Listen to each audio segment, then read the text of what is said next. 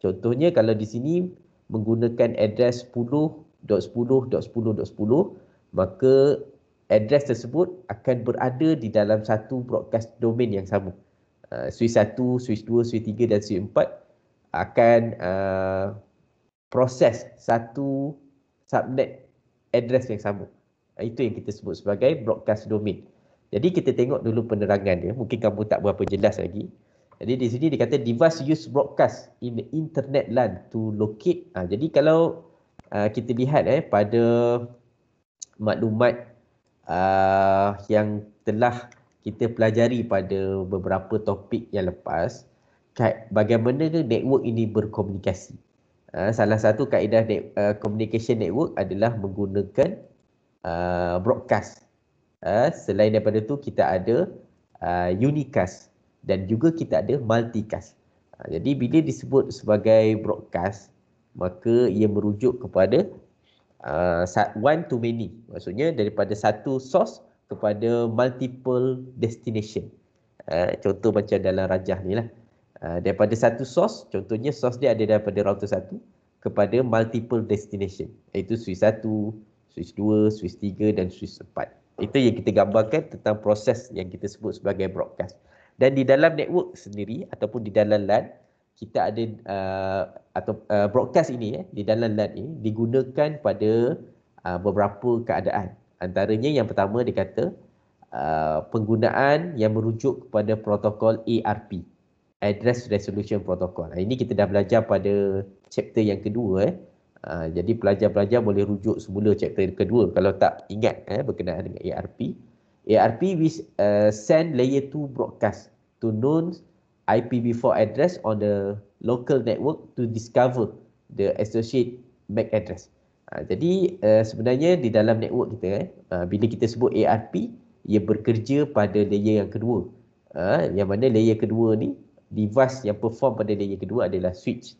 Baik, dalam switch sendiri, apabila penghantaran data yang pertama, contohnya data daripada router ni menghantar satu paket kepada network network A. Network A ni yang dilabel pada 44 switch ni lah sebab berada pada network yang sama. Saya label dia sebagai network A. Jadi apabila router ni menghantar satu paket, jadi paket ni dikata paket ni adalah 10.1.1.1. Perkara pertama yang akan dilakukan oleh semua switch ni, dia akan melakukan proses broadcast. Jadi daripada switch yang pertama, switch yang kedua, switch ketiga dan switch keempat. Jadi switch pertama ni dia akan broadcast kepada switch kedua, switch ketiga dan switch keempat secara serentak untuk mengetahui di manakah lokasi ataupun destination 10.1.1.1. Sebab di dalam switch yang pertama ni dia tidak ada maklumat ataupun dia tiada information dalam switch 1 ni di manakah lokasi 10.1.1.1. Jadi apabila data tu ataupun maklumat broadcast tadi sampai kepada switch kedua dan switch kedua bukanlah lokasi yang tepat bagi 10.1.1.1 ni, maka dia akan ignore maklumat tersebut. Begitu juga dengan switch 2, kalau bukan maklumat dia akan ignore. Tetapi apabila switch 4 sebagai contoh, destinasi dia adalah 10.1.1.1 ni berada pada switch yang keempat sebagai contoh. Jadi switch 4 ni akan menerima maklumat broadcast tadi dan akan reply semula kepada switch 1 menyatakan bahawa lokasi 10.1.1.1 berada pada switch yang keempat. Jadi apa yang berlaku pada switch 1, dia menerima maklumat tersebut dan akan simpan di dalam ARP table. Yang mana kita tahu ARP table adalah proses mapping di antara MAC address dan IP address lah. Jadi kat sini contohnya kita dah tahu IP address 10.1.1.1 dan lokasinya berada pada switch 4. Switch 4 pada port sebagai contoh FA00. FA00 contohnya. Jadi MAC address bagi FA00 contohnya ABC 1, 2, 3 contoh. Jadi dia akan mappingkan di antara MAC address dan IP address supaya jika ada maklumat ataupun paket yang dihantar kepada switch 1 untuk proses yang berikutnya, dia tak perlu broadcast lagi. Sebaliknya, dia akan terus menghantar maklumat tersebut kepada laluan ataupun lokasi yang menempatkan address 10.1.1 iaitu pada switch yang keempat. Sebab dia dah ada maklumat sini. Jadi apa yang saya nak highlight kat sini adalah proses broadcast tadi. Kaedah pertama yang akan dilakukan oleh switch apabila mendapat paket daripada source, yang mana paket tersebut kita tak tahu, switch tak tahu di manakah lokasinya. Jadi perkara pertama dia akan broadcast terlebih dahulu. Baik, itu adalah poin yang pertama yang menyebut tentang proses broadcast yang berlaku di dalam LAN. Dan proses yang kedua kita sebut sebagai servis. Servis yang kedua kita sebut sebagai penggunaan DHCP, which send broadcast on the local network, which is to locate the DHCP server. Jadi dalam DHCP juga, DHCP ni sebenarnya adalah satu protokol yang biasanya kita letakkan di dalam satu server. Server ni kita sebut sebagai DHCP server lah. DHCP server. Yang mana DHCP server ni bertanggungjawab untuk memberi address, IP address, IPv4 kepada semua klien ataupun semua host yang berada di dalam network tersebut. Jadi server, PC yang pertama dia akan dapat address contoh 1.1.1.1. PC yang kedua dia dapat 1.1.1.2. Dan semua address ni diberikan secara automatik oleh DHCP server. Nanti dalam kelas ataupun dalam topik berikutnya kita akan cuba explore bagaimana kita nak set up DHCP server. Baik, dalam DHCP server ni ataupun protokol DHCP ni juga menggunakan broadcast, kaedah broadcast untuk mencari laluan destination pada DHCP server ni. Contohnya DHCP ni dia ada server dan klien. Server tu server lah. Manakala klien ni biasanya adalah dalam bentuk host PC sebagai contoh. Jadi PC ni biasanya dia akan melakukan broadcast untuk mencari laluan ataupun destination di manakah lokasi DHCP server. Kaedah broadcast sama juga macam kaedah yang kita dapat lihat dalam proses router kepada switch tadi. Jadi itu adalah dua device ataupun servis yang menggunakan yang menggunakan kaedah broadcast di dalam communication yang melibatkan proses di dalam network yang sama. Contoh broadcast lain, contoh macam sekarang ni saya tengah mengajar untuk chapter ataupun slide yang pertama kepada 5 orang pelajar. Jadi saya sebagai source dan semua pelajar adalah destination. Apa yang saya maklumkan ni adalah secara broadcast lah kepada kelima-lima pelajar yang sedang mendengar penyampaian ataupun lecture saya melalui MS Teams. Ini konsep yang kita sebut sebagai broadcast tadi. Baik.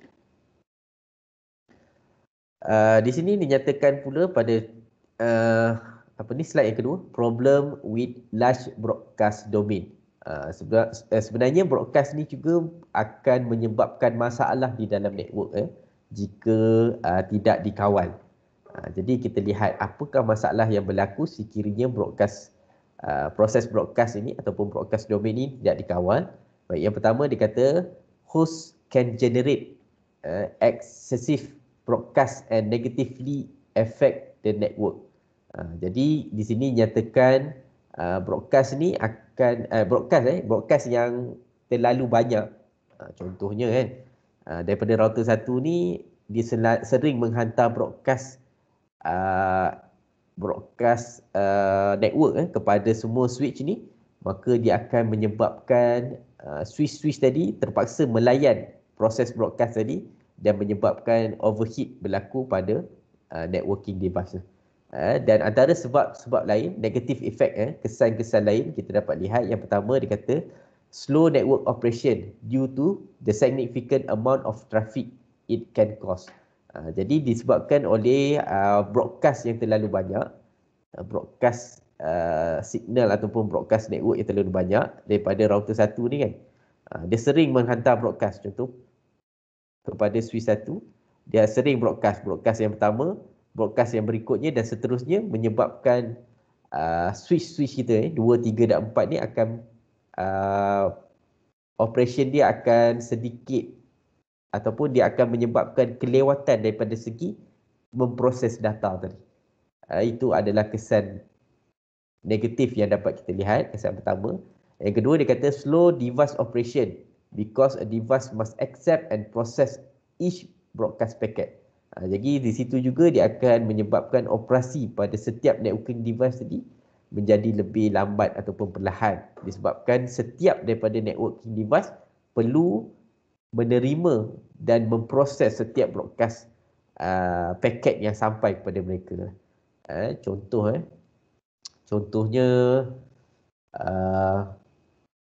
contoh yang paling mudah. Macam mana kita nak bagi contoh bagi student dapat nampak. Contohnya dia ada satu helpdesk lah kat sini. Helpdesk tahu kan? Ni helpdesk, saya label sebagai HD. Helpdesk ni sering menerima panggilan daripada customer. Dalam helpdesk ni dia ada 3 telefon kat sini. Telefon 1, telefon 2 dan telefon 3. Jadi helpdesk ni selalu, helpdesk ni seorang je. Dia selalu menerima panggilan daripada klien. Jadi panggilan pertama, selepas panggilan pertama dia akan menjawab panggilan kedua. Belum habis panggilan kedua dijawab, dia akan panggilan pertama dah dapat. Kemudian dia kena melayan panggilan ketiga pula dan seterusnya. Sentiasa mendapat panggilan daripada klien tanpa henti. Itu contohlah. Sehingga menyebabkan helpdesk ni, person in charge ni tadi akan exhausted lah. Akan kepenatan sebab sering ataupun terpaksa melayan permintaan daripada klien. Ini yang kita sebut sebagai proses broadcast. Yang mana helpdesk ni kita boleh nyatakan dia sebagai host ataupun networking device. Contoh seperti router, switch dan sebagainya. Manakala klien ni kita boleh nyatakan dia sebagai PC tadi. Jadi kalau sering melayan, maka dia akan mengakibatkan beberapa negative impact lah. Slow network operation dan yang kedua adalah slow device operation. Jadi solution ni kita akan reduce size of network. Solution yang kita boleh buat untuk mengatasi kedua masalah ini, iaitu slow network operation dan slow device operation, adalah dengan create satu smaller broadcast domain. Contoh kalau dalam network ni kan kita ada 4 broadcast domain. Tetapi sekarang ni kita perlu pecahkan setiap daripada host ni tadi kepada network yang lebih kecil. Contohnya kalau dalam rajah dekat sebelah ni kan, nak pecahkan satu broadcast domain ni kepada beberapa bahagian, kita perlu menggunakan device layer 3. Contoh di dalam rajah ni dia menggunakan router lah. Router adalah salah satu device layer 3. Di sini kamu dapat lihat penggunaan device layer 3 seperti router akan membolehkan broadcast domain ni tadi dipecahkan kepada beberapa bahagian.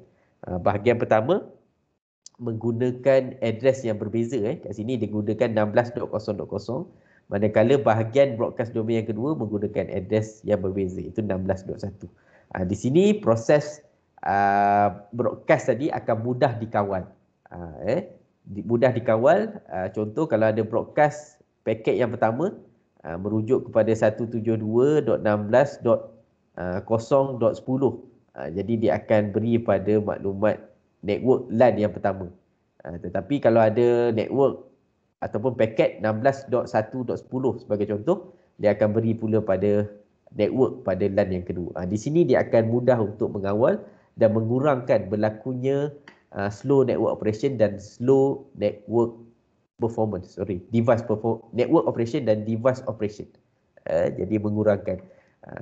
Kalau kita lihat semula pada rajah yang awal tadi, kalau device tadi walaupun dia berada pada switch yang keempat sebagai contoh, kat sini kita ada PC. PC ni address dia adalah 172.16.10.1. Sini .20.1. Sini .30.1 dan sini 40.1. Dan paket ni adalah merujuk kepada 20.1. Jadi walaupun tidak berkaitan dengan 20.1, iaitu pada PC yang pertama dan PC yang kedua ni, dia tetap menerima broadcast domain tadi. Sebab apa? Sebab dia berada di dalam satu network yang sama, iaitu LAN 1. Sebab tu kita kena pecahkan setiap daripada switch ni berada pada network yang berasingan, menggunakan device layer 3 tadi, supaya dia dapat mengawal setiap paket untuk dihantar kepada destination tadi lah. Jadi saya harap pelajar boleh faham lah kenapa kita kena pecahkan router ni ataupun broadcast domain ni kepada satu bahagian yang lebih kecil. Ini solution merujuk kepada solution atau penyelesaian masalah tadi. Reduce the size of network to create smaller broadcast domain. This smaller network space called subnet. Ini subnet lah, subnet pertama dan subnet kedua.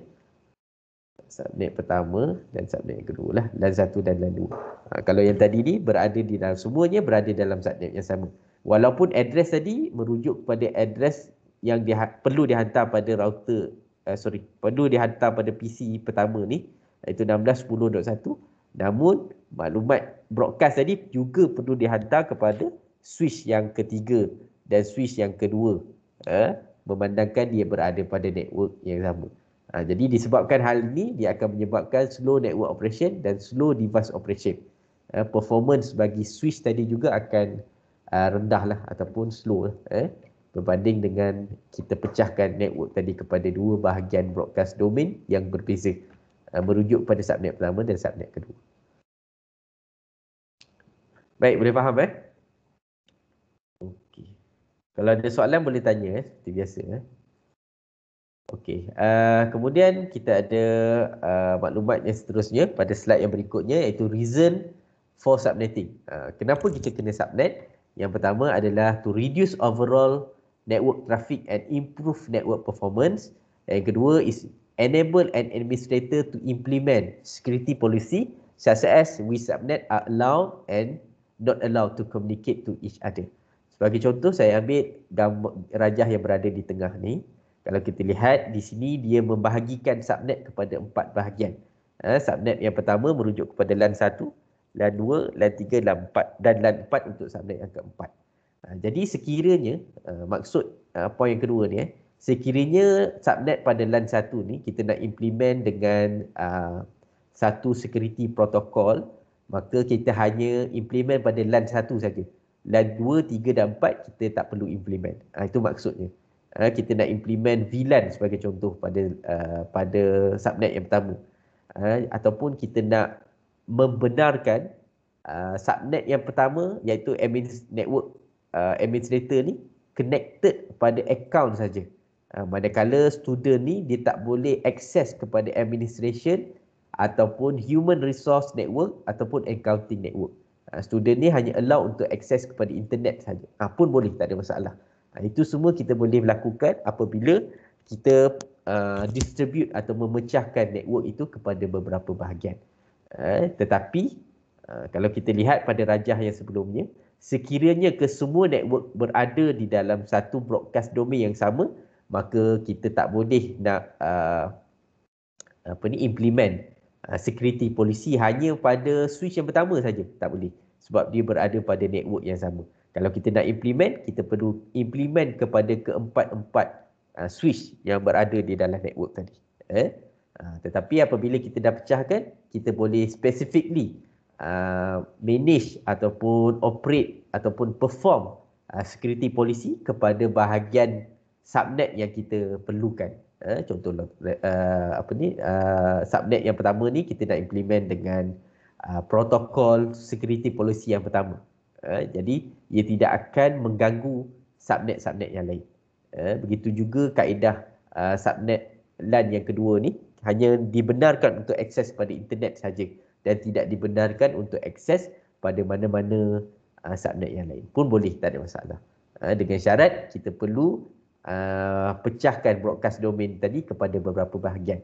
Macam mana nak pecahkan? Dengan menggunakan device layer 3. Kalau dalam rajah ni, device layer 3 yang diberikan adalah router lah. Yang tadi tu tak ada router, sebab router ni berada pada bahagian sini. Namun jika pada router ni kita tarik lagi, kat sini ada switch. Kat sini kita tarik lagi ada switch lain. Maka kat sini kita dah nampak ada 3 subnet. Iaitu subnet pertama, subnet yang kedua dan subnet yang ketiga. Tetapi dalam rajah ni hanya ada satu saja network, maka ia disebut sebagai satu broadcast domain. Kalau ada dua ni maksudnya dia ada broadcast domain pertama dan broadcast domain yang kedua. Kalau dalam rajah ni ada 4 broadcast domain, 1, 2, 3 dan 4. Baik.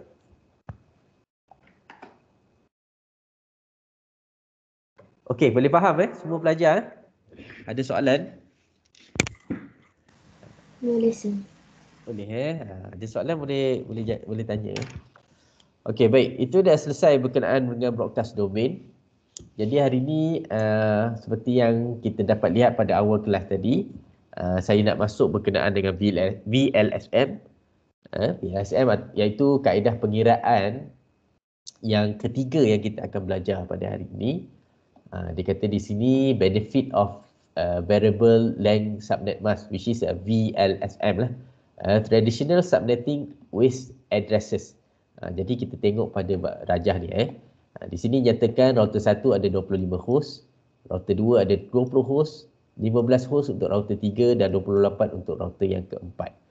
Dan apabila kita lihat pada kaedah pengiraan yang berada pada bahagian kiri ni, jadi kita dapat lihat di sini allocation untuk setiap building iaitu A, B, C dan D diallocatkan pada IP address ni lah, iaitu .0 untuk building A, .32 untuk B, .64 untuk C dan .96 untuk D. Kemudian untuk site to site 1. Site to site ni merujuk kepada connection di antara router ke router lah.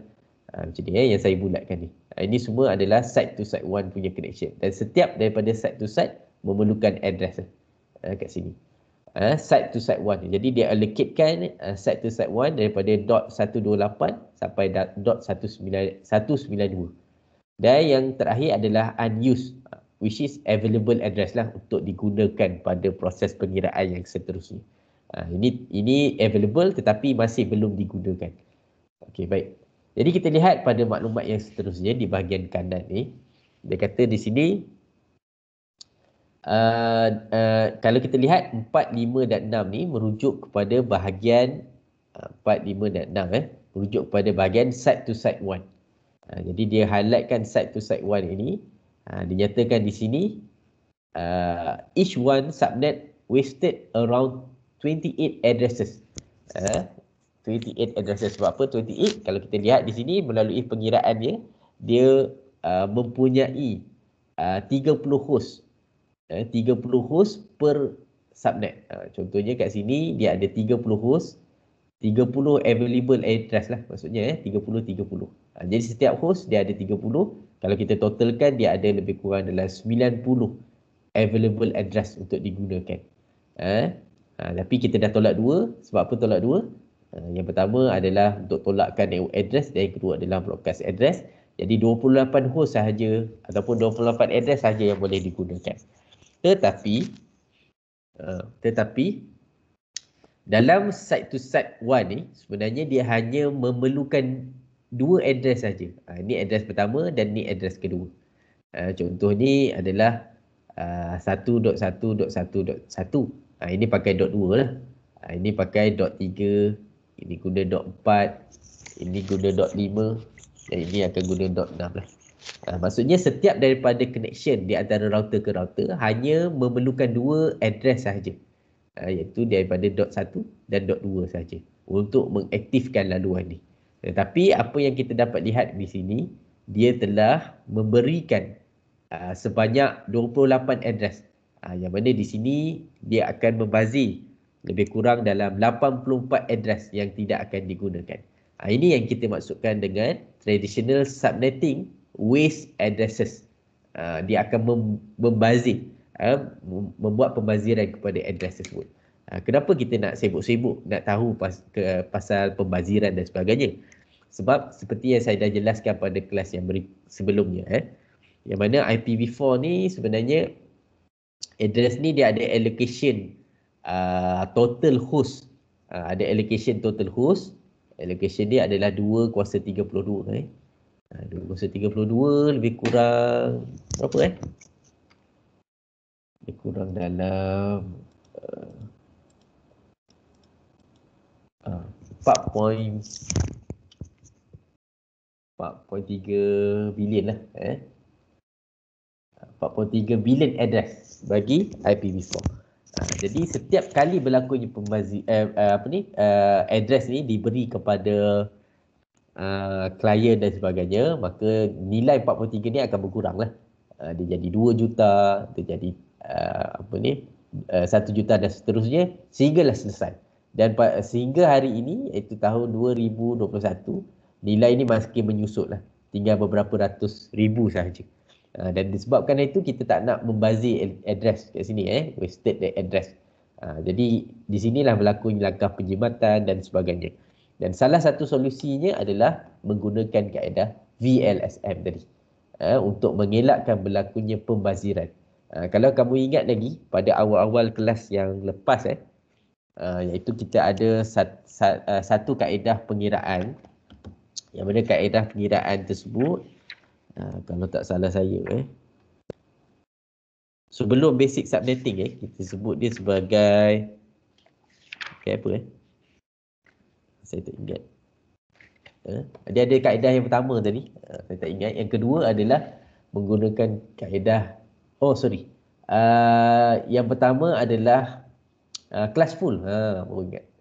Kelas full, yang kita ada kelas A, kelas B, kelas C. Jadi kelas A, B, C ni dia ada lagi banyak berlakunya pembaziran address, maka kita come out dengan satu solution, iaitu kita ada classless. Classless dia tak ada kelas A, kelas B dan kelas C. Maka dia akan lebih menjimatkan ruang address tersebut lah. Yang di sebelah ni, yang ni yang kita dapat kita lihat bagaimana kaedah pengiraan classless yang merujuk kepada penggunaan subnetting tu lah. Subnetting. Okey.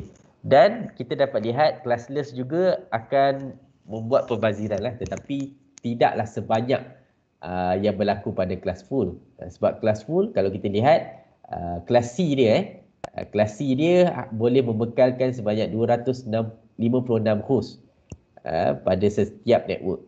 Tapi kalau network tersebut hanya memerlukan 20 host, maka dia dah membazirkan lebih kurang dalam 230 address kat situ. Manakala untuk classless, dia akan lebih menjimatkan, sebab kat sini kita dah mula menggunakan prefix. Kita tak bergantung kepada main prefix dah, 8, 16 dan 24. Sebaliknya kat sini kita akan guna 23, /21 dan seterusnya lah, mengikut kepada kesesuaian bahagian network tersebut. Dan kaedah ketiga yang kita nak lihat ini adalah VLSM, di mana di dalam subnetting, contoh kan, ni kan 30 host ni, di dalam proses subnetting ini kita boleh buat lagi subnet. Dalam subnet kita buat subnet. Ini subnet kan? Ini kaedah classless lah ni. Classless. Contoh address kat sini 10.10.1.1. 10.10.1.1 ni kita boleh sekali lagi membuat subnet pada address yang ni untuk mendapatkan nilai yang lebih rendah lagi. Dapat nilai yang lebih rendah lagi. Dia konsep dia subnet ke dalam subnet. Sebab tu kalau kamu tengok kat sini, dia ada pecahan lagi, pecahan kecil lagi. One subnet was further divided to create 8 smaller subnet of 4 hosts each. Dalam subnet ni kita ada 30 kan. Dalam 30 ni kita boleh create lagi subnet yang lain. Ini yang merujuk kepada proses VLSM. Baik, nanti kita akan lihat yang seterusnya, mungkin lepas ni kamu akan nampak lebih jelas lah. Okey. Basic VLSM. Sebenarnya VLSM ni adalah berdasarkan kepada bilangan host. Maksudnya kita kira berdasarkan kepada bilangan host. Sebagai contoh, kalau kita lihat pada rajah ni, kita nampak kat sini ada 8 subnet. Daripada 0 sehingga 7, kita ada 8 subnet. Jadi yang disebut subnet ke dalam subnet tadi, dia ambil subnet yang ketujuh, iaitu 192.168.20.224. Ni subnet yang ketujuh ni. Dan melalui subnet ketujuh ni, dia melakukan proses VLSM. Itu yang saya maksudkan tadi. Di dalam subnet yang ketujuh ni, kita subnet lagi sekali. Kita calculate sekali lagi untuk mendapat nilai address yang lebih kecil. Bilangannya merujuk kepada penggunaan address yang lebih sedikit berbanding penggunaan yang ada ni lah.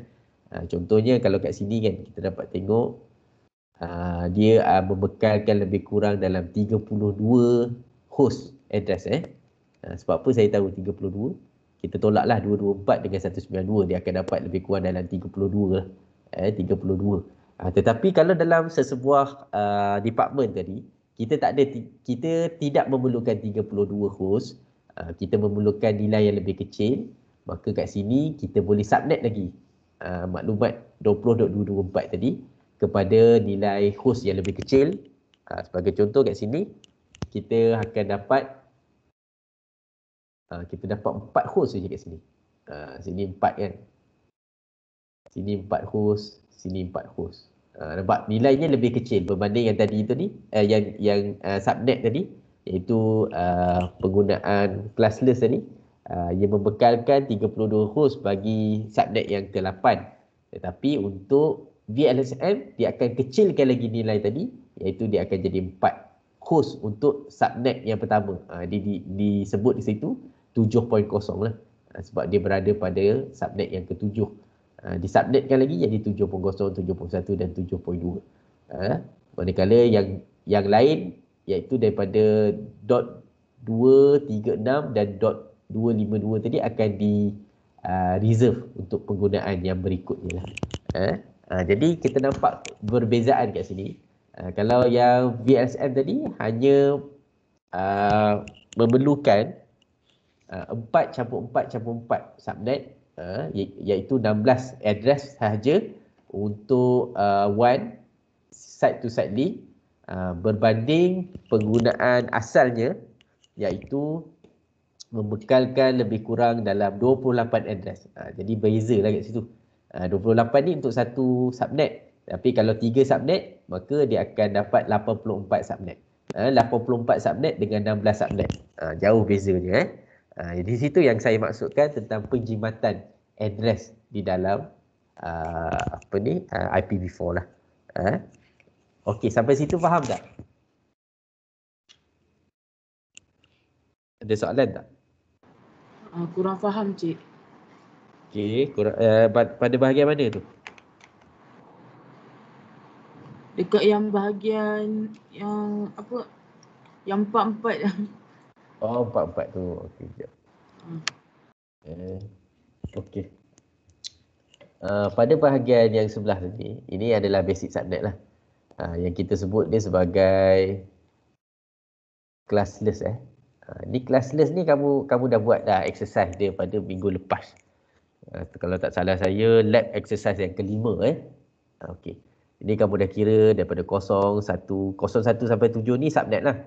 0 ni subnet yang pertama, subnet kedua. Sebab tu saya panggil di bawah ni subnet yang ke-8 walaupun dia 7 kan. Okey, setiap daripada satu subnet ni, setiap satu ni akan dapat 32 address. Macam ni saya tahu, 32 tolak 0 lah. 64 tolak 32, maksudnya setiap daripada satu subnet ni, daripada subnet 1 sampai subnet 8, kita akan ada 32 host ataupun 32 address. Baik, dalam host yang terakhir, ni contoh, dia ambil host yang terakhir iaitu host yang ke-7 untuk kita lakukan proses VLSM. Ni host yang 7, jadi kat sini dia salin balik .224/27. Maka dalam subnet yang terakhir ni, dia akan lakukan proses VLSM. Ini VLSM VLSM, di mana apabila dia melakukan proses pengiraan, ni saya tunjukkan secara general je. Pengiraan nanti kita akan lihat selepas ni. Jadi apabila dia melakukan proses pengiraan, di sini dia dapat beberapa lagi subnet, iaitu daripada subnet 0 sampai subnet 7 lah. Subnet yang terakhir ni. Di mana setiap daripada subnet akan memperolehi 4 address. Macam ni dapat 4 address, tolak je lah 228 tolak 224. Dapat 4. 228 tolak 224. Setiap daripada subnet ni, iaitu subnet yang pertama tadi akan ada 4 host atau 4 address. Ini 4, ini 4. 4, 4, 4. Jadi kalau tengok, jadi kalau tengok kat sini, dia hilang pula.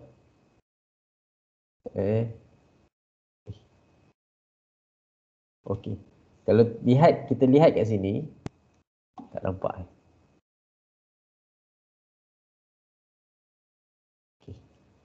Okey, kalau kita lihat kat sini, dia hanya untuk WAN ni sebenarnya adalah connection di antara router ke router. WAN ni hanya pada bahagian ni je. Pada bahagian ni. Jadi sekurang-kurangnya kita perlu ada satu address kat sini dan satu lagi kat sini lah. Total kesemuanya ada 2 address. Tetapi kat sini dia tak bolehlah bagi 2. Dia tak bolehlah bagi 2. Jadi kat sini dia bagi 4. Kenapa tak boleh bagi 2? Sebab kat dalam address kan dia ada network address. Kita ada first address, kita ada last address dan kita ada broadcast address. Yang 2 ni adalah first address, contohnya lah ni .1 dan last address .2. Sini .1 dan sini .2. Manakala yang 2 lagi, sebab sini 4 kan, 2 lagi adalah network address iaitu .0 contoh dan .3. Ini yang 2 tadi. Sebab tu kat sini dia tulis 4, dia tak tulislah 2. Sebab 4 ni tolak 2. Baru kita akan dapat first address dan last address. Jadi setiap daripada subnet ni dia akan ada 4 host lah. Berbeza dengan keadaan yang sebelumnya, kita hanya ada 32 host daripada subnet yang terakhir ni lah. 32 address. Yang kita nak guna hanyalah 2 address saja. Tetapi yang diberikan 32. Maka kita dah buat pembaziran address lah kat situ. Jadi kita lakukan proses VLSM supaya mendapatkan nilai host ataupun address yang lebih kecil lagi. Supaya dia sesuai untuk penggunaan pada bahagian side to side ataupun one connection. Baik, itu secara umumnya. Okay, sekejap. Saya tunjukkan bagaimana kita nak implement VLSM ni. Okey. Kita nak guna IP address ni 172.16.0.0. Saya salin sekejap.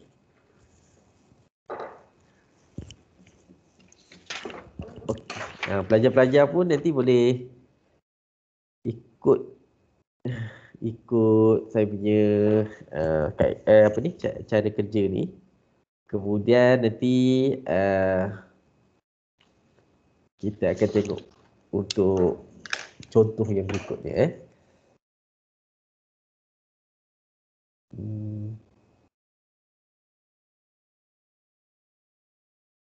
Okey. Ataupun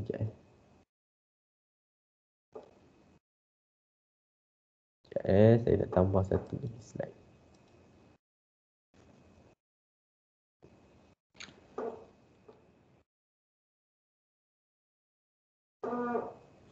Okey, yang lain boleh faham Okey. Okey, sekejap. Saya nak buat satu contoh kat sini. Okey, ini contoh pengiraan. Okey, soalan tadi saya ambil daripada slide tadilah. 16.0.0/23. Okey. Baik. VLSM ni sebenarnya kaedah pengiraannya adalah sedikit berbeza. Sebab VLSM ni bergantung kepada bilangan host di dalam sesebuah network. Jadi apabila dalam soalan exam dan sebagainya, kalau kamu nampak kan, soalan ni macam ni dia ada host kat sini. 100 host, Contoh, kita ada 25 host dan seterusnya lah. Saya buat 3 host je lah untuk sebagai permulaan. Jadi kalau kamu nampak macam ni, dia ada beri bilangan host, maka ini kita perlu kira menggunakan kaedah VLSM. Dia ada host kat sini. 100 ke, 200 ke, 10 ke, 2 dan seterusnya. Jadi jika kamu nampak ataupun perasan macam ni, dia beri bilangan host, maka secara automatik kamu perlu melakukan pengiraan jenis VLSM. Tetapi kalau dia tak beri host, dia hanya beri address saja. Jadi kamu boleh kira menggunakan kaedah basic subnet. Basic subnetting. Okey, baik. Kaedah pertama yang perlu kamu lakukan apabila dapat soalan. Kaedah pertama yang perlu dilakukan adalah kita kena menyusun dulu bilangan host. Dalam VLSM ni kita kena susun dulu host.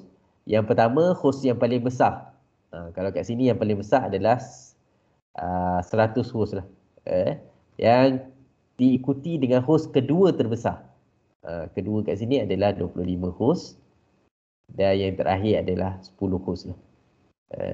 Sebab kadang-kadang ataupun kebiasaannya, soalan dia tak susun.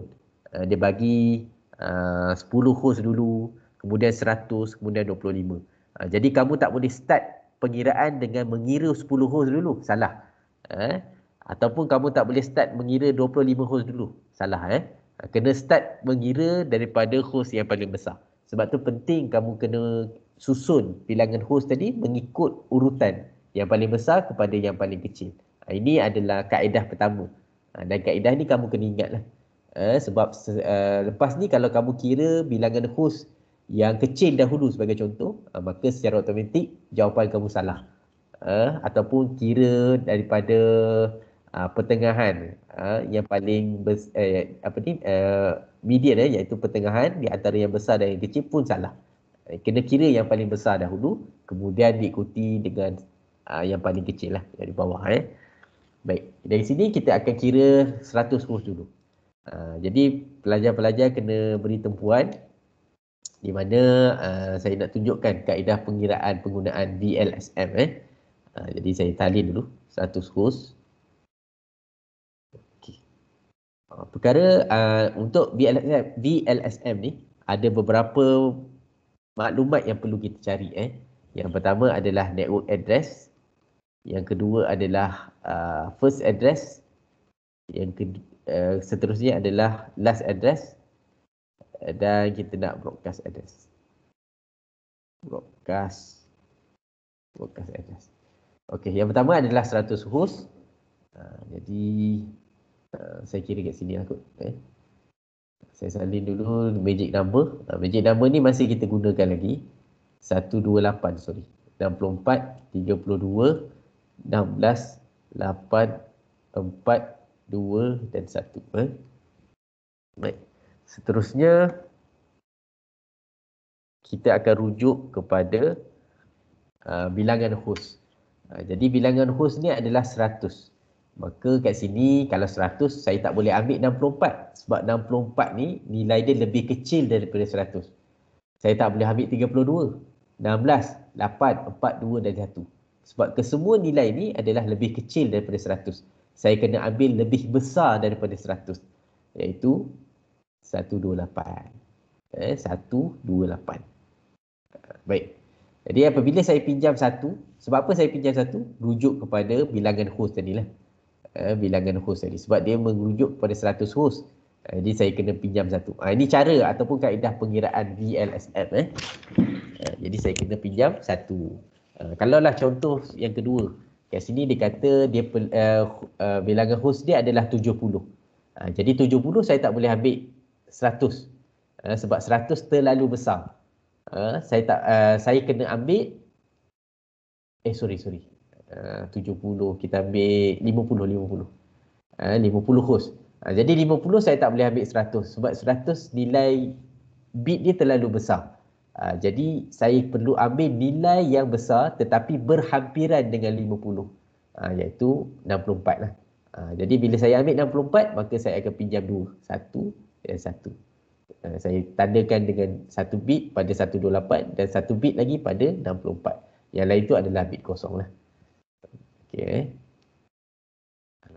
Ada pula. Sekejap ni.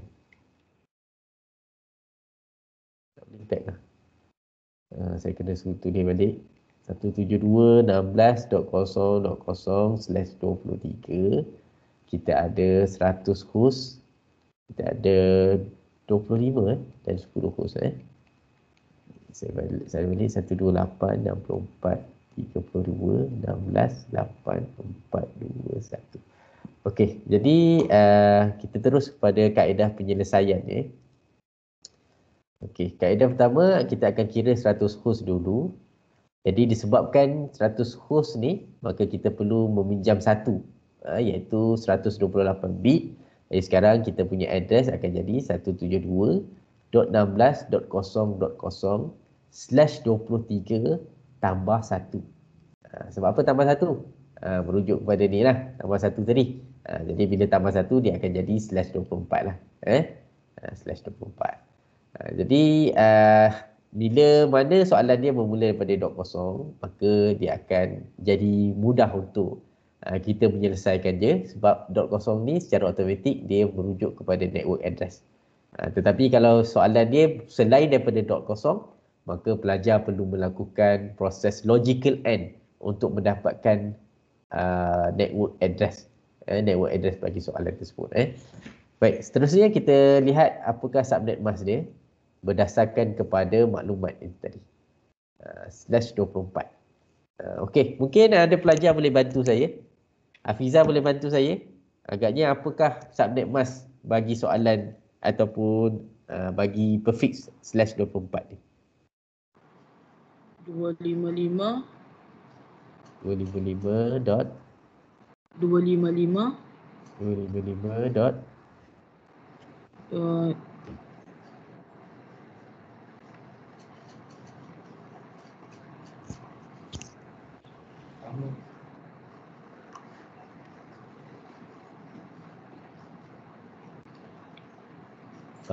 apa? Ini baru 8 ni. 8 campur 8 baru 16. Kemudian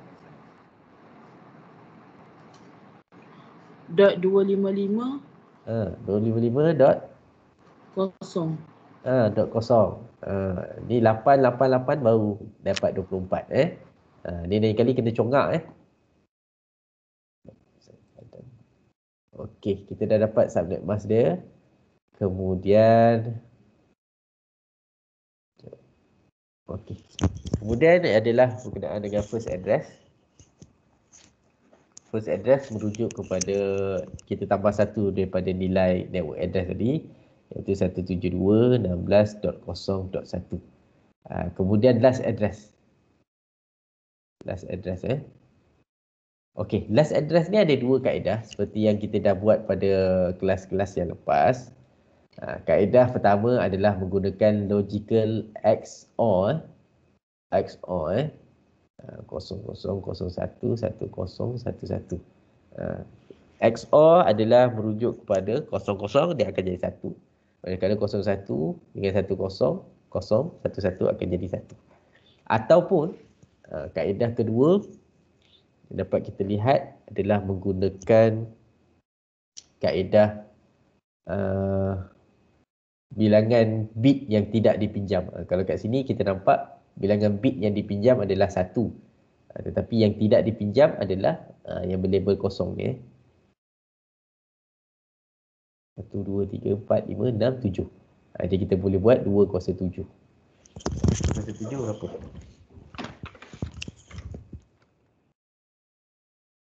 2 kuasa 7 dapat 128. Betul?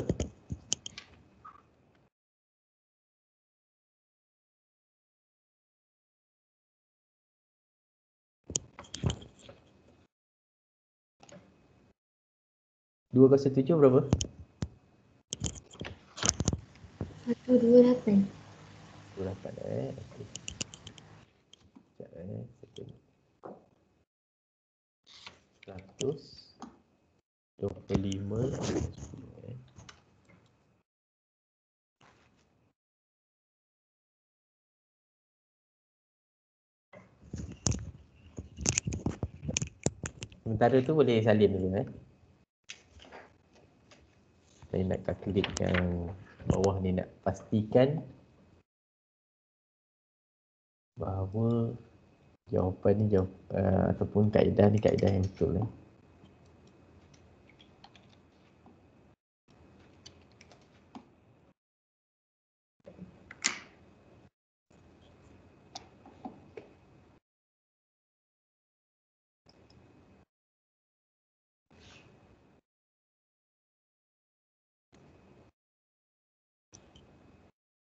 Satu, dua, lapan.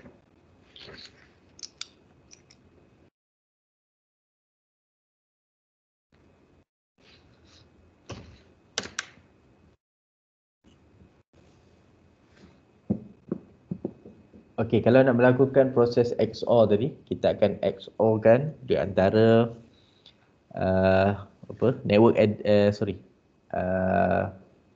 first address kita dengan network subnet mask kita. First address dengan subnet mask. Itu kaedah yang pertama lah. Biasanya yang awal-awal yang lepas kita akan melakukan proses XOR. Tapi biasanya kalau student nak congak, maksudnya soalan-soalan berbentuk objektif, maka kita boleh menggunakan kaedah yang saya nak tunjukkan ni. Jadi 207 kita dapat 128. 128. Jadi 128 itu merujuk kepada network address bagi host 25 ni. Host 25 host 25 host. Jadi network address dia akan bermula dengan 172.16.0.128. Jadi di sini bila kita dah dapat maklumat ni, maklumat yang sebelah ni kita tahulah. Broadcast ni kita tolak je satu daripada sini. 172.16.0.127 dan last address pun kita dapat 12.0.126. Tetapi kalau nak melakukan proses XOR pun tak ada masalah, terutamanya pada soalan-soalan subjektif lah. Sebab soalan subjektif kita akan rujuk pada kaedah pengiraan pelajar. Jadi kalau pelajar buat pengiraan sini, maka dia akan dapat markah yang lebih lah. Tetapi kalau dalam soalan objektif nak lebih mudah ataupun lebih cepat, boleh guna kaedah ini. 2 kuasa berapakah nilai yang tidak dipinjamkan? Tidak dipinjam, kita ada 7 bit yang tidak dipinjam, maka kita akan 2 kuasa 7, kita akan dapat 128. Dan 128 ni merujuk kepada network address bagi 25 host ataupun bagi host yang seterusnya, host yang berikutnya selepas daripada 100 host tadi. Jadi kat sini dia akan gunakan 172.16.0.128 untuk mendapatkan broadcast address bagi 100 host. Jadi kita tolak sahaja nilai 128 ni dengan 1, jadi dia akan dapat broadcast 127. Begitu juga dengan last address bagi 100 host, kita akan dapat 126.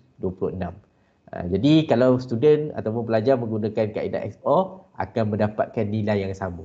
Tetapi kaedah yang saya tunjukkan ni tadi, kaedah yang lebih pantas sikit lah berbanding dengan kaedah yang sebelum ni. Okey, boleh faham Boleh faham tak? Ke tak faham? Tak faham, boleh maklum, saya boleh ulang. So nak tanya.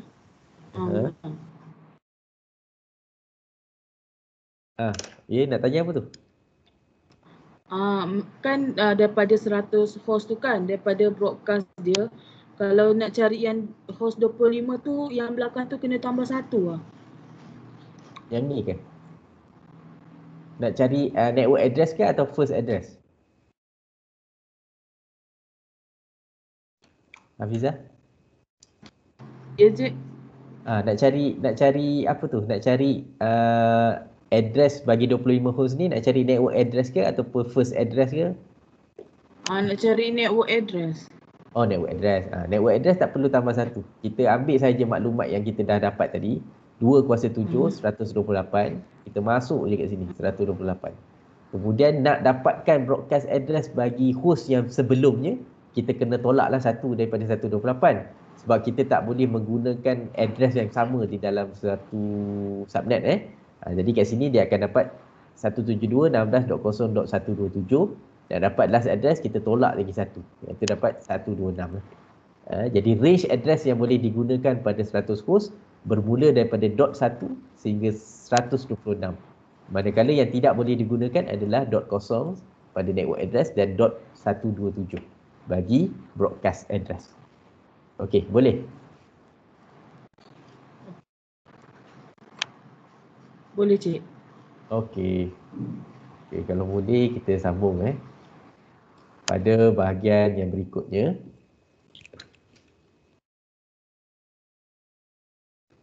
Ya,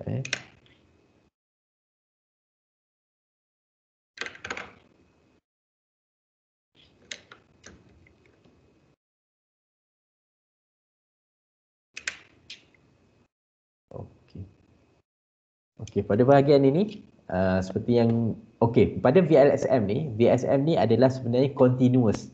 Continuous tu maksudnya berurutan daripada nilai broadcast yang terakhir pada 100 host ni, kita sambung terus nilai ni tadi kepada 25 host. Kepada 25 host. Kita sambung, kita tak mula dengan dot kosong. Kita sambung. Itu yang kita sebut sebagai VLSM tadi.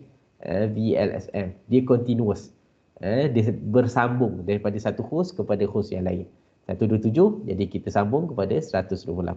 Pada 25 host juga kita akan menggunakan maklumat yang sama, iaitu network address. Yang pertama kita dah dapat network address dia, subnet mask, first address, last address dan broadcast address. Okey, tetapi dia ada sedikit lagi perbezaan kat sini. Sekejap, saya guna yang lain. Padam sikit lagi. Okey.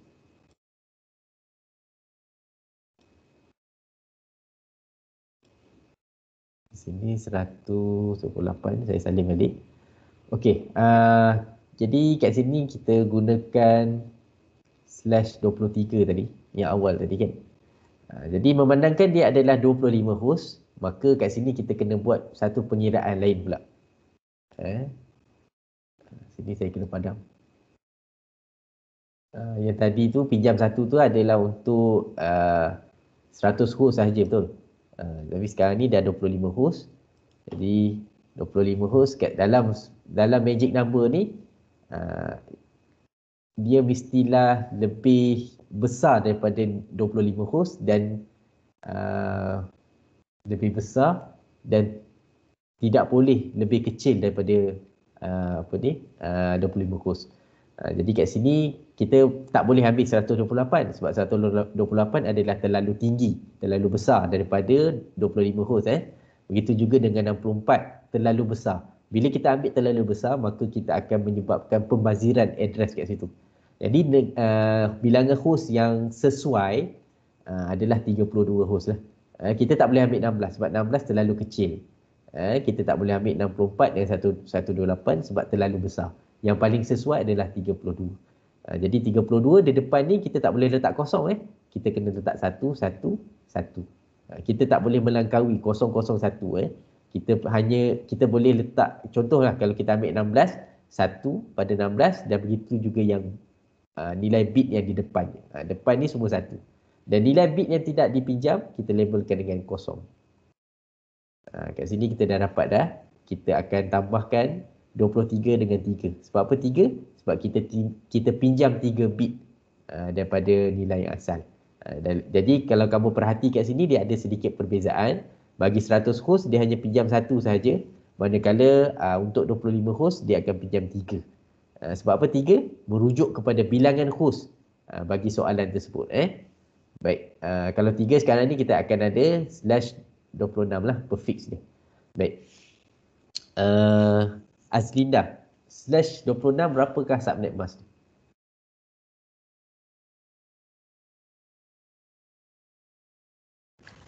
Sekejap. Okey.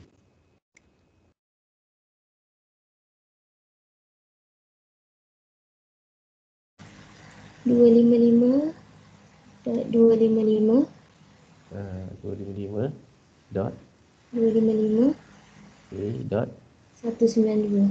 192. Okey, betul Sekejap, sebelum tu saya sedikit ada kesilapan sedikit kat sini Sekejap, saya cancelkan. Saya pun tak berapa ingat sangat ni. Sekejap, saya cancel kat sini yang salah. Sebenarnya kita tak ambil daripada 24 sebab kita continuous tadi, kita ambil daripada 24, kita tak ambil daripada 23 Jadi kat sini 24 campur 3. Jadi dia akan jadi 27. Jadi 27 kat sini dia akan jadi 224 lah 22 sorry. 20 apa tadi? 24. Dia akan jadi 224. Betul? 224 sebab dia akan pinjam sehingga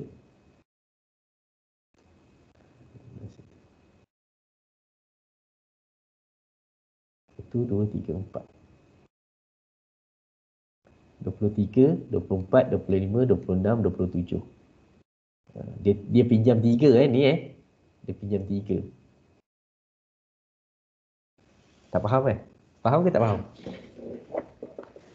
Tak. Sekejap saya cuba nak fahamkan sekejap ni. Okey, tu sampai sini 24 tambah 3 jadi 27. Sebab apa 24? Sebab kita ambil daripada sini. Kita terus je daripada sini. Sebab apa 3? Sebab kita meminjam 3, nilai 3 daripada atas ni lah. Sekejap, saya tengok maklumat dia.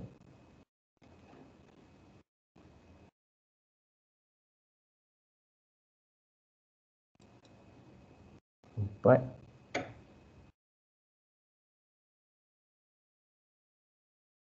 Oh, betul lah. Selinda ni. Saya yang confused.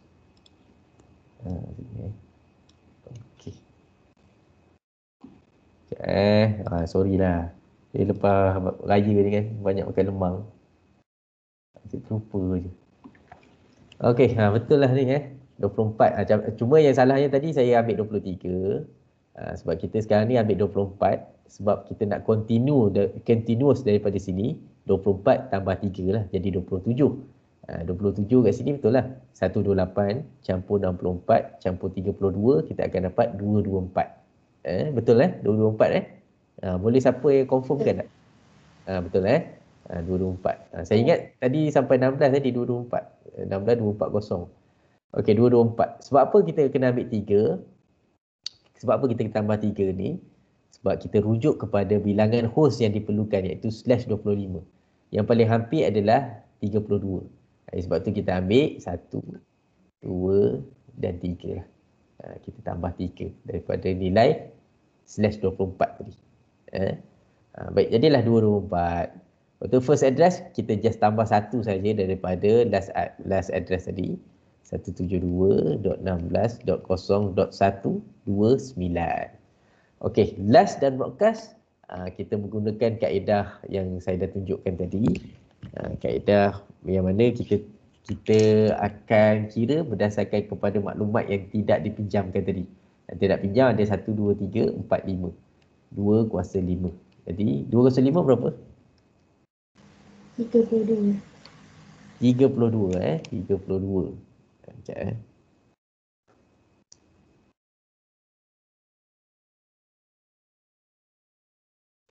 Okey, betul 32. 32 cik. Betul, 32. Jadi 32.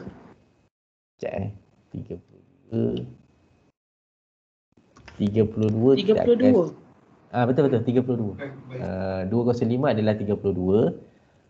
Jadi yang tadi adalah network address kita adalah 128 yang ni Jadi 128 kita akan tambah dengan 32, dapat berapa 128 tambah 32 160. 160. Okey, baik, 160. Sama juga 160. Kita pergi pada host yang terakhir, iaitu 10 host.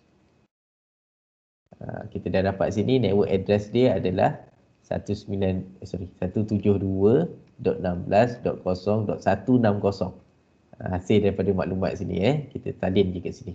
Jadi segitu kita dah tahulah secara automatik broadcast address dia adalah 172.16.0.159 iaitu tolak satu daripada nilai network address bagi 10 host, dan last address dia adalah 172.16.0.158. Jadi available address dia yang boleh digunakan pada host adalah pada first dan last address lah, iaitu 129 hingga 158. 129 hingga 158. Okey, boleh dapat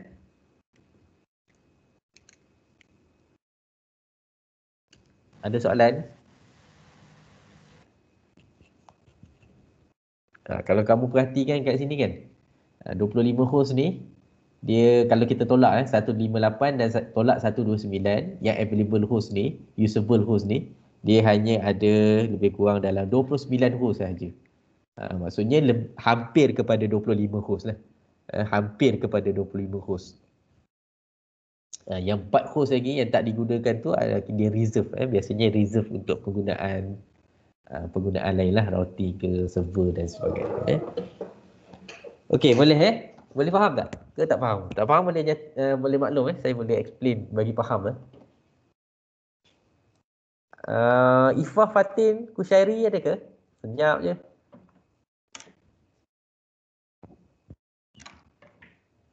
Boleh maklum Boleh respon sikit?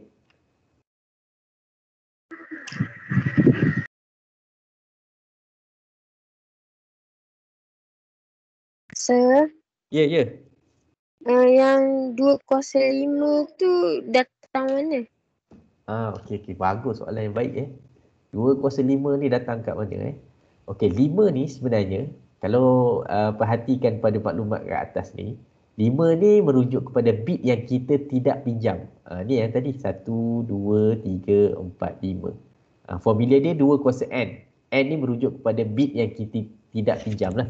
Jadi kat sini yang tidak kita pinjam 5 bit. Dan yang kita pinjam 3 bit saja. 1, 2, 3. Yang kita pinjam, dia pergi sini 3.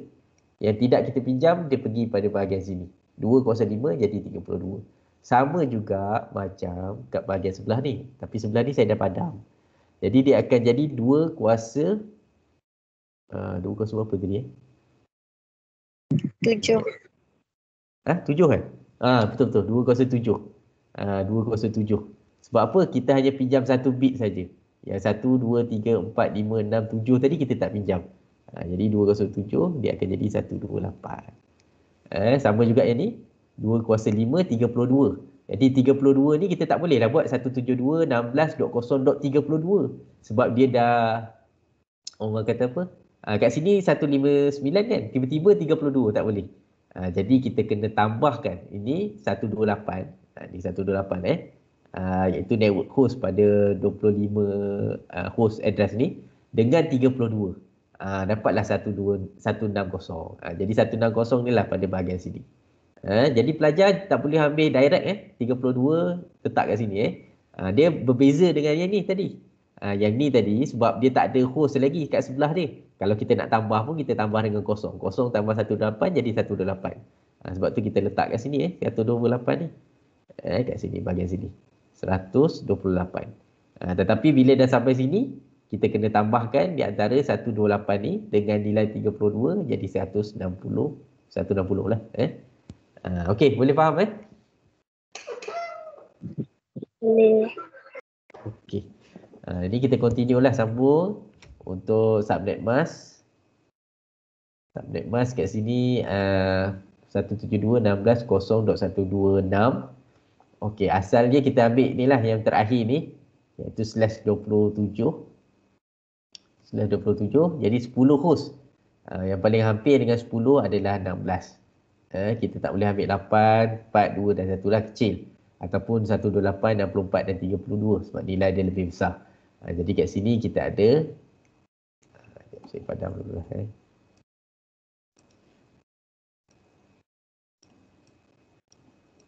Okey.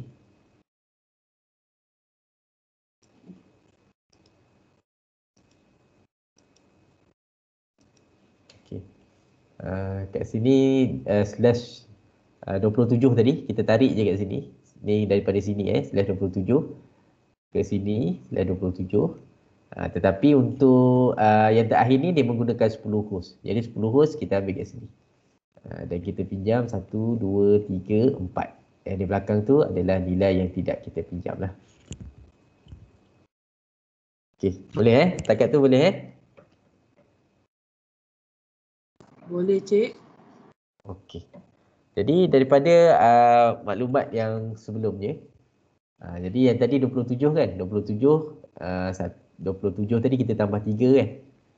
Jadi bila satu lagi untuk ni, maksudnya 27 kita akan tambah dengan 1 lah. Jadi dia akan jadi slash 28. Slash 28. Slash 28 Okey, slash 28 berapa dia punya subnet mask?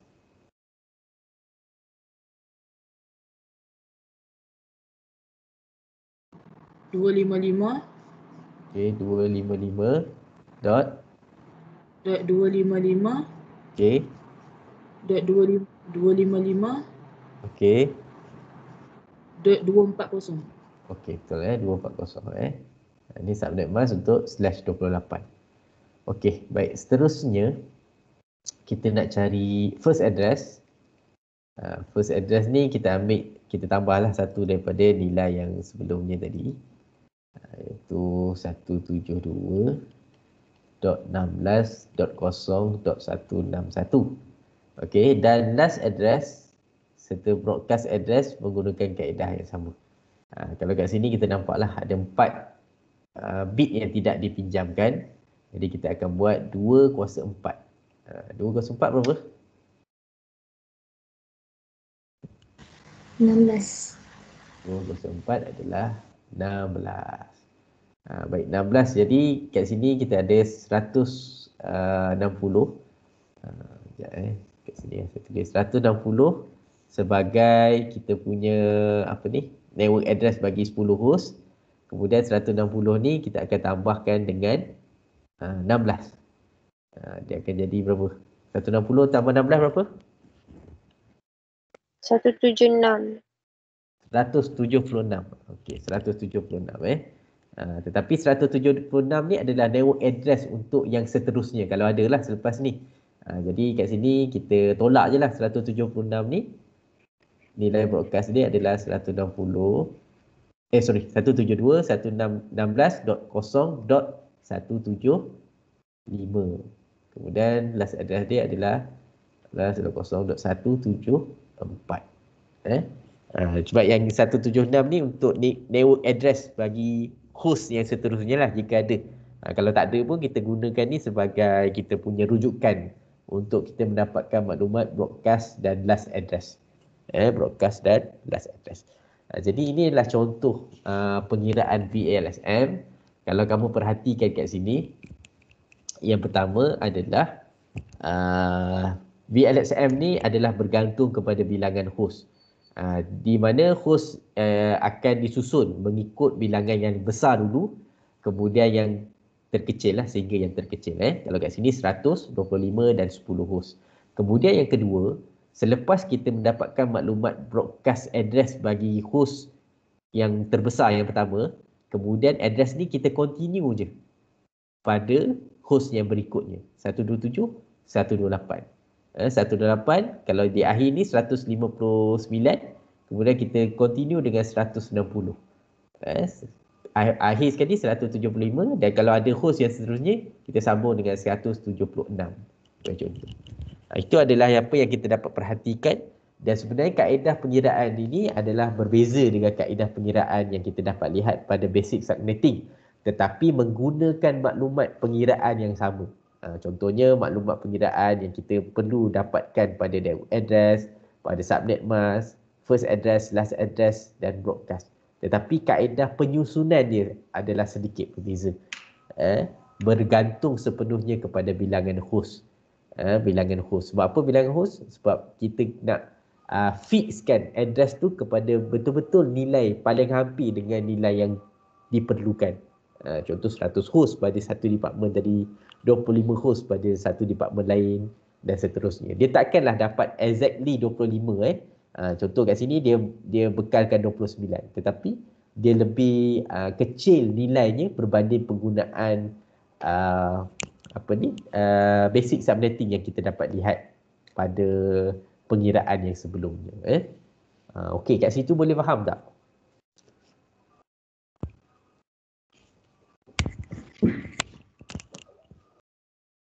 Okey, dah salin dulu? Dah cik. Okey, kita cuba buat satu lagi exercise supaya nak bagi nampak sikit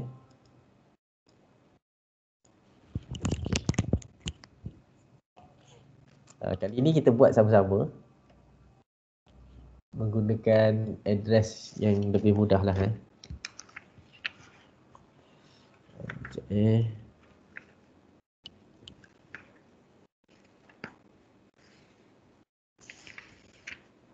saya harap kamu dapat bezakan lah di antara penggunaan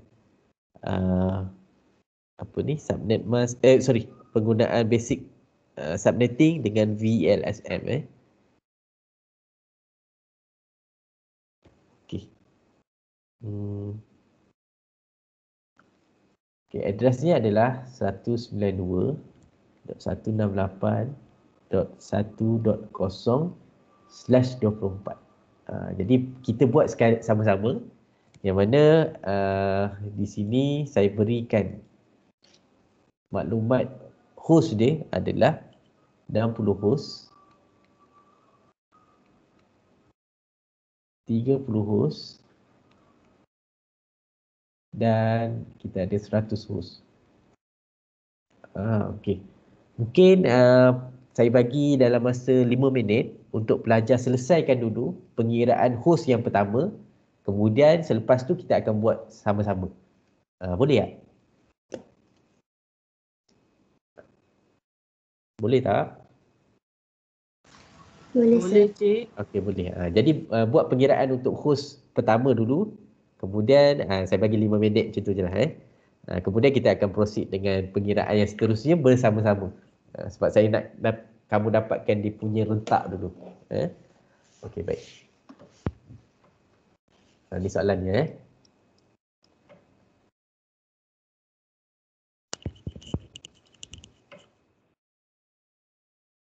Yang lain pun boleh cuba.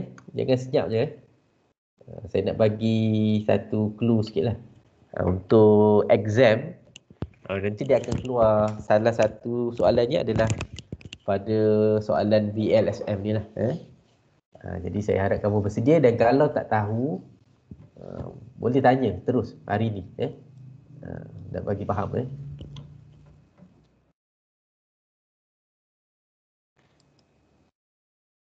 Ingat dulu kaedah yang pertama kita kena buat apa. Kaedah pertama tu yang penting sebab dia akan menentukan address yang berikutnya. Dia akan menentukan address yang berikutnya.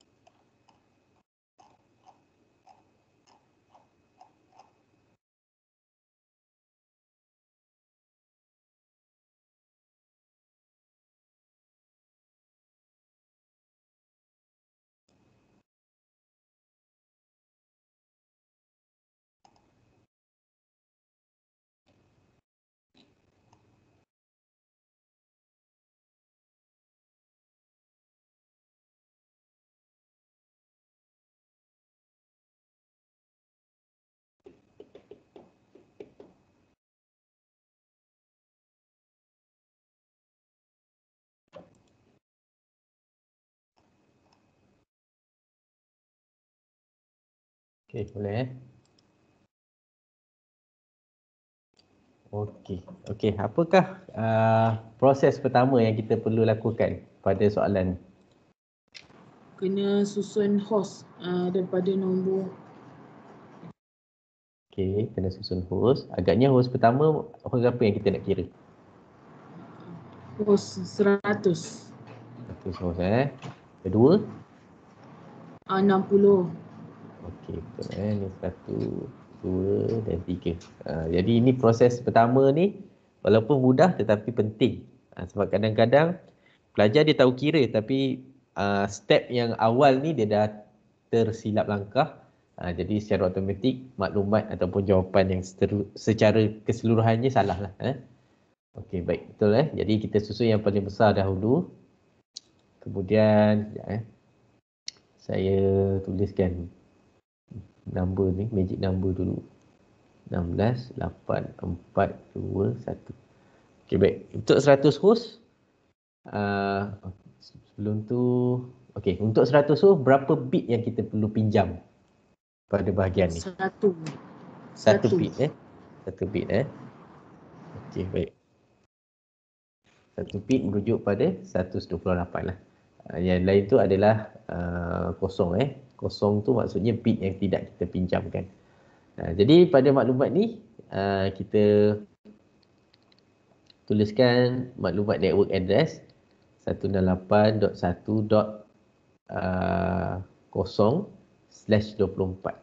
Jadi kat sini 24 yang diberi, kita perlu tambahkan dengan 1 lah. Sebab kita minjam 1 daripada bit. Kenapa pinjam 1? Sebab merujuk kepada bilangan host tadi. Bilangan host yang diperlukan.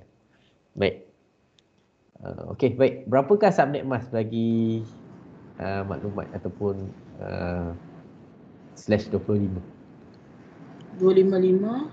Okey, 255. 255. Okey, dot. 255. Okey. 128.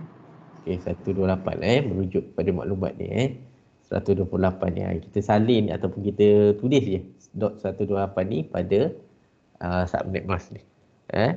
Jadi kalau kita lihat kat sini pun saya rasa pelajar pun dah maklum ni 8 bit, 8 bit, 8 bit, 888 24 dan ini adalah 1 bit iaitu 25. Baik, kemudian maklumat lain adalah first address. First address kita tambah saja 1 daripada maklumat network address ni. Di sini adalah 192.168.1.1 lah. Baik, juga saya nak ingatkan semula kat sini, kalau di dalam soalan ini dia tidak memberi maklumat dot 1 jadi apa yang pelajar perlu dapatkan, pelajar perlu mencari maklumat bagi network address menggunakan kaedah logical AND logical AND di antara kita punya subnet mask dan network address lah. Seperti yang kita dah buat pada kelas-kelas yang lepas. Boleh tengok semula lecture video yang lepas. Tetapi kalau diberi sini dot kosong, jadi tak ada masalah bagi kita lah. Dot kosong adalah network address. Tetapi selain daripada dot kosong, contohnya dot 200 bagi contoh. Jadi dot 200 ni bukanlah network address. Kita perlu mencari maklumat network address tersebut. Baik, yang seterusnya adalah last address dan kita ada broadcast address. Okey. Boleh siapa-siapa bantu saja bagaimana kita nak mendapatkan last dan broadcast address bagi 100 host yang pertama. Kita tengok bilangan bit yang tak dipinjam. Okey, kat sini berapa bit yang tidak dipinjam? 7. 7. Okey, apa yang kita nak buat dengan 7 tu? Macam mana kita nak cari last dengan broadcast? 2 kuasa 7. 2 kuasa 7. Baik, 2 kuasa 7 berapa? 128. Baik, betul 128. Baik, nilai 128 ni sebenarnya adalah nilai apa 128 ni?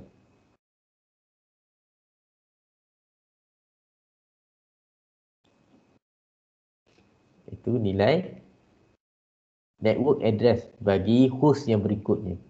Iaitu 60 host Kat sini kita dah tahu network address dia sepatutnya Dia akan jadi, ini sebenarnya kaedah congak saya congak je sebab nak cepat kalau kamu nak tengok jalan kira dia, sebenarnya proses nak mendapatkan last dan broadcast, kita perlu menggunakan kaedah XOR.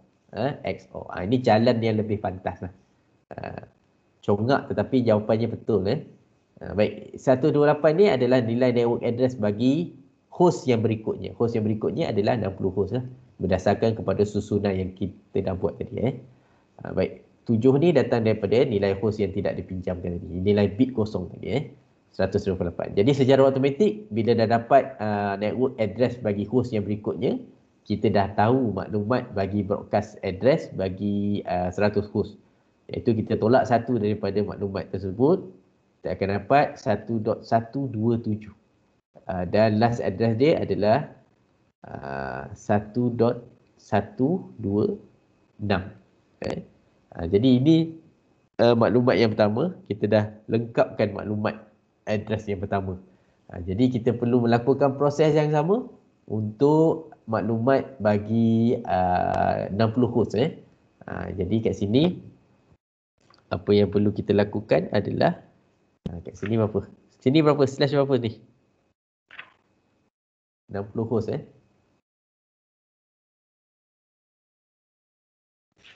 berapa? Perfix yang dia berikan berapa? Yes, 25. 25. Slash 25. Betul 25. Merujuk Betul, kepada Cik. bilangan host yang diberikan tadi. Kalau 25 maksudnya dia berada pada ni bit 128 ni. Tetapi sekarang ni yang soalan yang diberi adalah 60 host. Kita boleh ambil 128. Tetapi 128 ni akan memberikan address yang lebih besar daripada yang kita perlukan. Bila berikan address yang lebih besar, maka di situ dia akan berlakunya pembaziran. Jadi kita perlu mencari maklumat yang paling hampir dengan 60. Jadi yang paling hampir adalah berapa? 64. 64, betul tepat sekali. Okey, 64. Jadi kat sini kita ada 2 bit yang dipinjamkan dan yang lain tu kita letakkan dengan nilai kosong 64. Jadi secara automatik bila 64 tu jadi belakang ni slash berapa ni? Slash berapa? Agaknya slash berapa? 27. 27. Tadi siapa? Hafizah 27. Azlinda 25. Berapa? Siapa lagi nak jawab? Ifah, Fatin, Kushairi, agaknya berapa?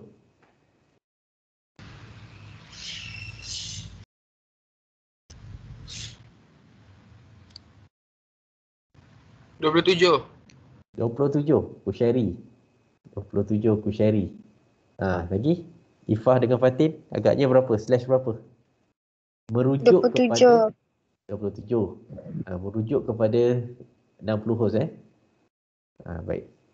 Bila 60 host, maka kita pinjam 2. Iaitu 128 dengan 64 lah. Sebab apa kita pinjam 2? Sebab nilai 60 ni yang paling hampir adalah pada 64. Kita tak boleh pinjam 32 sebab dia dah kurang. 32 ke bawah ni dah kurang. Baik, nilai perfect asalnya adalah berapa? 24, betul? Betul 24 Jadi 24, 25, 26. 24, 25, 26. Jadi kat sini sepatutnya slash 26. Slash 26. Slash 26. Slash 26. 24, 25, 26. Tengok pada berapa bilangan bit yang kita pinjam. Berapa bilangan bit yang kita pinjam. 26. Macam mana saya tahu dia 26? Salah satu yang ni lah kaedah yang ni. Yang kedua, kita tengok 25 255 255.255 192. 192. Sebab 128 campur 64 dia akan jadi 192. Baik, macam mana kita dapatkan 26 ni? Kita tahu yang ni adalah full bit 8. 8 dan 8 lah. 24 dan ini adalah 2. Kita tak boleh jadi macam tadi ada yang nyatakan dia 27. Slash 27 kita kena pinjam ni pula. 24, 25, 26, 27 sampai 32 ni. 32 tak boleh lah sebab nilai dia lebih kecil daripada 60. Jadi kita hanya kat sini aja. Sebabkan yang awal ni adalah 24. Jadi kita mula dengan 24, 25 dan seterusnya 26. 25 dan 26. Sebab tu dia akan jadi slash 26 lah. Slash 26. Okay, baik. Boleh faham situ Boleh, Cik. Okay. Yang lain boleh faham Boleh. Boleh, sir. Okey, bagus. Okey, kemudian first address lah. First address 192.168.1.129 iaitu kita tambah 1 je daripada sini, tambah 1 je, tak ada masalah tambah. Kemudian kita cari last address dan broadcast address. Last address dan broadcast address agaknya berapa? Last address dan broadcast address. Macam mana kita nak cari? 2 kuasa 6. 2 Kita kuasa 6. kena ambil dapat Ambil daripada? bit yang tak dipinjam. Bagus, bit yang tidak dipinjam ada 6 sini Agaknya berapa 2 kuasa 6? 64. 64, betul, 64. Okey, baik. Jadi sekarang ni kita tak boleh lah ambil terus 64 sebab kita berada di bahagian dah 100 lebih ni. Jadi apa yang kita nak buat dengan 64 ni? Macam mana kita nak dapatkan nilai network address bagi yang terakhir ni 30 30 host. 64 tambah 128. Betul 64 tambah 128. 64 daripada sini dan 128 daripada sinilah. Network host, network address bagi 60 host. 64 campur 128 kita dapat berapa? 192. 192. Baik. Saya tulis dulu yang ni 30 host. 30 host. Jadi network address dia adalah 192.168.1.192. Ni hasil tambah daripada 64 dengan 128 jadi 192.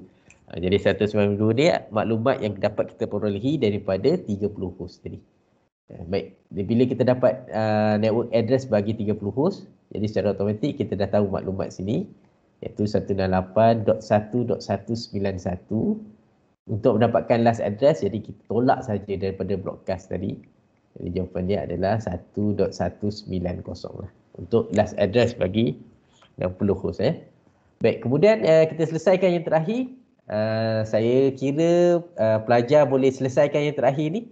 Mungkin lepas 2-3 minit kita boleh cek sama-sama jawapan Jadi kat sini apa yang saya nak, ada beberapa maklumat. Yang pertama, prefix dia berapa? Subnet mask, first address, last address dan broadcast address. Boleh cari Saya bagi dalam 5 minit lah kot untuk mendapatkan maklumat terakhir kita bagi 30 host. Bagi 30 host.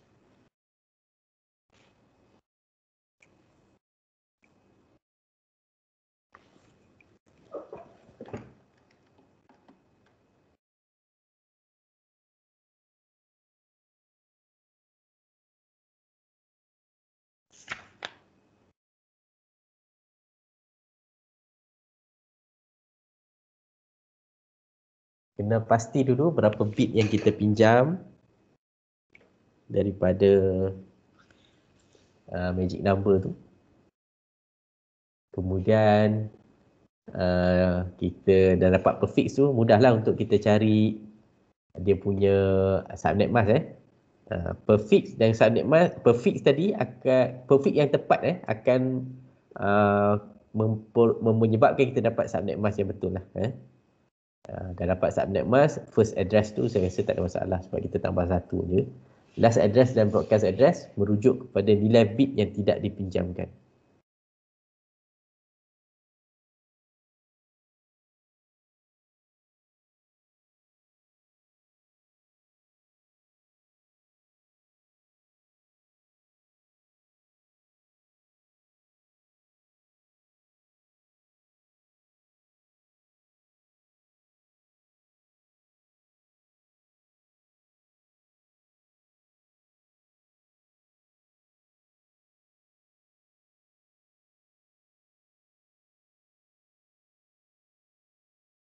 Okey, boleh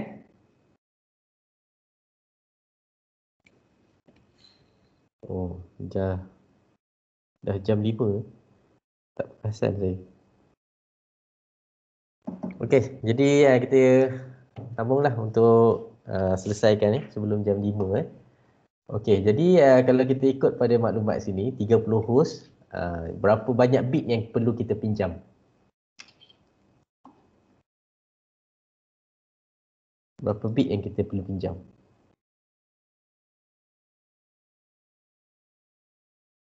Ya. Dah siap ke?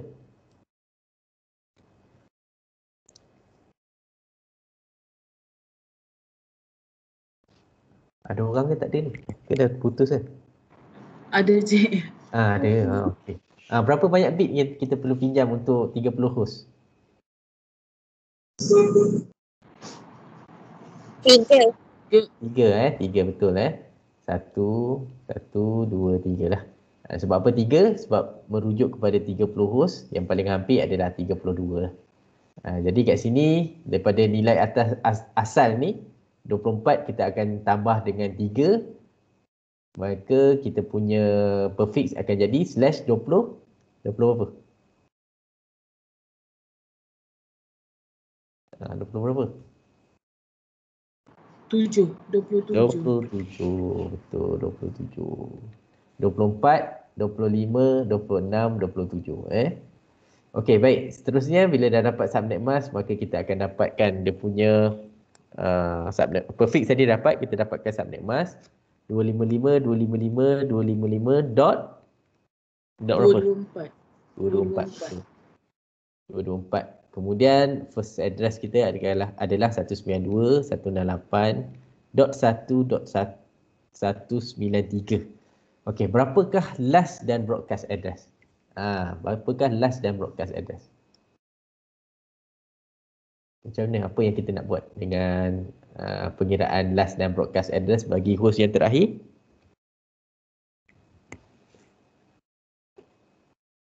Berapa? Ifah, Fatin. 192 campur 32. 32? Mana dapat 32? Kita kena buat apa dulu? 2 kuasa 5. 2 kuasa 5. Pinjam dekat 2 kuasa 5 berapa? 32. 32, bagus. Okey, sekarang ni apa yang kita nak buat dengan 32 ni? Tambah dengan 192. Bagus, 192 tambah 32 jadi? 224. 224, betul. Jadi 224 ni adalah network address bagi host yang berikutnya lah. Tapi kalau dalam soalan ni kita ada 3 host sahaja. Kita nak dapatkan maklumat ni sahaja. Jadi kita terus sahaja pada kita punya broadcast 168.1.223 dan last address dia adalah .1.222 lah. Yang ni kita tolak. Ini maklumat 223 ni kita dapat daripada hasil tolak 224 ni tolak 1. 224 ni tidak kita gunakan lah sebab tak ada host yang selepas 30 host. Kalau ada lepas ni, contohlah ada 10 host, maka kita akan guna 224 ni sebagai network address. Baik. Ini adalah kaedah pengiraan VLSM. Saya kira kaedahnya tidaklah terlalu sukar, tetapi mungkin memerlukan sedikit latihan lagi lah daripada pelajar. Dan saya harap pelajar dapat membezakan di antara pengiraan basic subnetic dan pengiraan VLSM lah. VLSM tu ada host. Kalau dalam soalan dia ada host macam ni, kamu kena kira menggunakan kaedah VLSM. Dan apabila menggunakan VLSM, maka pengiraan dia adalah secara berurutan daripada host yang paling besar kepada host yang kecil. Dan apabila sampai di broadcast address, kena sambung maklumat tersebut dengan address yang berikutnya. 127, kita terus sambung 128. Kita tak boleh start dengan kosong balik. Dan pengiraan untuk basic subnetting tidak bergantung kepada bilangan host. Itu beza yang dapat kita perhatikan. Dalam exam nanti kemungkinan dia ada pengiraan di jenis broadcast, jenis VLSM dan ada juga jenis basic subnetting. Kedua-duanya kita dah cover dalam kelas. Dan untuk basic subnetting saya dah bagi juga latihan pada pelajar. Cuma kena hantarlah mana yang tak hantar lagi tu. Kemudian untuk VLSM juga begitu. Nanti saya akan susun dan beri latihan, satu lagi latihan yang tidak terlalu sukar, just untuk membolehkan pelajar tu membuat pengiraan dengan tepat lah. Okey, itu saja untuk saya pada hari ini. Kalau sebelum kita selesai, ada apa-apa soalan tak daripada pelajar? Daripada Azlinda, Hafizah, Fatin, Ifah, Kushairi. Ada soalan?